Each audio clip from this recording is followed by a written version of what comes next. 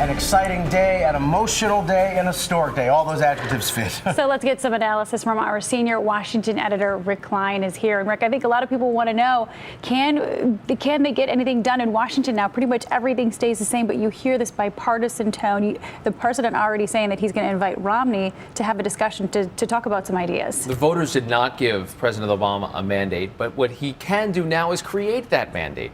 I think if he begins to govern like the promise of Barack Obama back in 2008, back in 2004 at the Democratic Convention, if he begins to bring that piece of America together, this was a broad coalition that voted today. Yes, it's a divided country, but this is a new America that was speaking out in a pretty loud voice and saying this is the leadership they wanted, and what they're craving right now is a leadership moment, and that's where the president has an opportunity. And you did hear a lot of talk about that bipartisanship. The headline tonight is about the president and how well he did and how it defied all expectations and pundits. No one expected the electoral gap to be as wide as it was. How did he pull it off? Was it the turnout game, or was it, what exactly led to such a convincing victory? It's a perfect combination of demographics and tactics. On the demographic side, he took advantage of this surge in younger voters and minority voters. He was able to bring home Hispanics in record numbers. There was never before we've seen double-digit Hispanic turnout, 10%. Or 10% of the whole electorate Hispanics.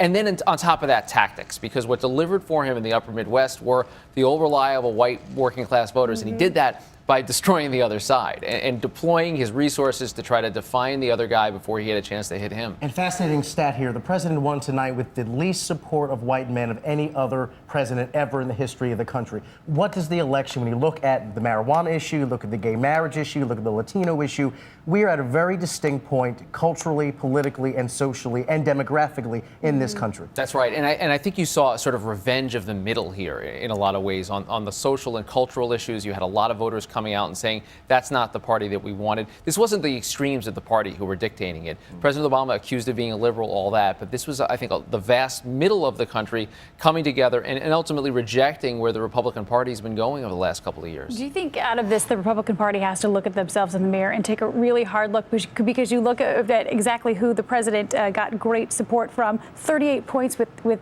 single women, a strong Latino population, and like you said, the lowest voting from white males in presidential history. There's serious soul searching going to happen in the Republican Party, and the problem for them is that the path forward is even more pessimistic because none of the demographics that they appealed to in this election are growing demographics. So they had a chance to maybe eke out one last election using the old formula. It didn't work, so it's going to be back to the drawing board. So imagine 2016, you will have to see a different kind of Republican if there's any chance for the GOP to become relevant again. That's right. And by the end of the week, we're going to start hearing noise about who that person is and what the direction is, maybe by the end of the day.